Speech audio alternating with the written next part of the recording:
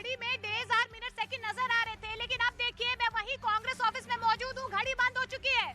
साफ तौर पर संकेत है कि कांग्रेस का टाइम ओवर हो चुका है और ऐसा टाइम ओवर हुआ है कि बीजेपी यहाँ पर ना सिर्फ जीत रही है लेकिन बम्पर सीटों से जीत रही है। कांग्रेस ऑफिस में आप सिर्फ और सिर्फ सन्नाटा फिलहाल देख पा रहे हैं, लेकिन सबसे अहम तस्वीर यही है आज की। देखिए परिवर्तन समय, लेकिन ना तो परिवर्तन हुआ ना ही कांग्रेस का टाइम आया, और टाइम जो है वो कांग्रेस का ही ओवर होता हुआ नजर आया। देखिए कांग्रेस की स्ट्रैटेजी यही थी कि राजस्थान में इस घड़ी को लगाया गया तो हमारा परिवर्तन होगा, लेकिन गुजरात में ऐसा नहीं हो पाया। और देखिए आप घड़ी की तस्वीरें देखिए, घड़ी बंद हो चुकी है, ना तो परिवर्तन हुआ और ना ही कांग्रेस की घड़ी बंद हो गई है। कांग्रेस की घड़ी बंद हो गई है और गुजरात में कांग्रेस 20 के नीचे पहुंच गई है और अब 15 के लिए स्ट्रगल कर रही है, 15-16 के बीच में। तो निश्चित तौर पर बड़ा नुकसान, लेकिन हिमाचल में कांग्रेस की स्थिति मजबूत हो रही है।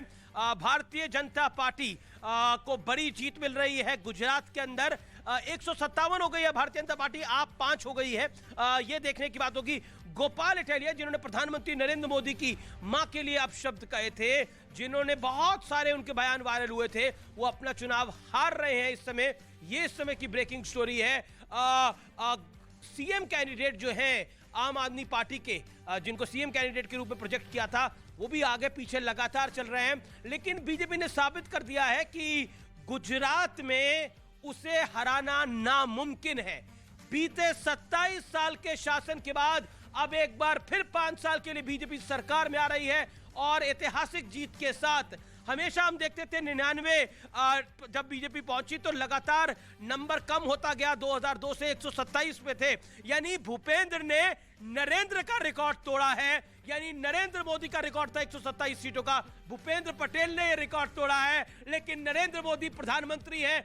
बीजेपी कह रही थी, अमित शाह हमारे साक्षात्कार में आए थे, उन्होंने कहा था कि इस बार जो होगा रिकॉर्ड होगा, और बीजेपी 158, बीजेपी अब 158, बीजेपी की लीड बढ़ती जा रही है। यानी अब क्लैरिटी हो रही है।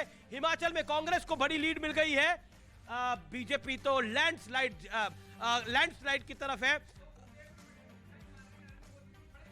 आइए एक सेकंड। गुजरात में नरेंद्र मोदी जी से बड़े चेहरा जो हैं वो, आपको लगता है, आपको ऐसा लग रहा है? नहीं, आप ही बता रहे थे कि उन्होंने रिकॉर्ड तोड़ दिया। अगर वही चीफ मिनिस्टर है तो फिर उनको मारेंगे। तो भाई ये जीत, अगर देखिए चीफ मिनिस्टर वो है तो सेहरा किसके सर पे बनेगा? और अगर हिमाचल में हार रहा है तो हार का सेहरा किस पे? जेपी नड्डा पे बनेगा या भारतीय जनता पार्टी किसके ऊपर डालेगी? गजब विडंबना है। मतलब अगर देखिए, अगर भूपेंद्र पटेल के माथे अगर कीड़ बंधना है तो इसमें नरेंद्र मोदी को कहीं कोई इंकार नहीं होगा, क्योंकि वो पार्टी जो है वो हमेशा खुद आगे बढ़ाते हैं। ये नहीं होता कि अगर जीत है तो राहुल गांधी की जीत, सोनिया गांधी की जीत, और हार है तो किसी और की। ऐसा नहीं होता, वहां पर सामने से। मतलब बीजेपी 160 टच करने वाली है और आप लोग नरेंद्र और भूपेंद्र में उलझे पड़े हैं। आप नहीं, कोई उलझ नहीं रहा है। सब कह रहे हैं ये नरेंद्र मोदी का वोट है, किसी ने नहीं कहा नहीं है। आपने जो कहा ना, नहीं भाई, नरेंद्र मोदी का रिकॉर्ड तो टूट ही रहा है। देखिए आमिश जी, बहुत लोगों की इच्छा, अब एक करके बोलिए।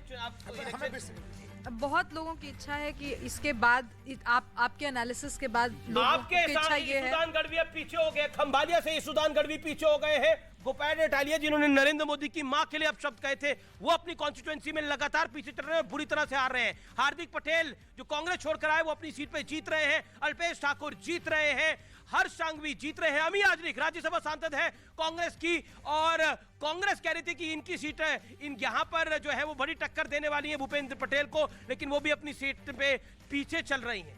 यही बात है, मुझे लगता है आमिश जी, कि जो नेता विपक्ष में लड़ रहे थे, जैसे अल्पेश ठाकुर जी कुछ दिनों पहले तो भाजपा से अलग ही होकर के लड़ रहे थे, उनको भी भाजपा अपने यहाँ लेकर के आती है और उनको आगे बढ़ावा देती है और आज वो सीट जीत रहे हैं। जी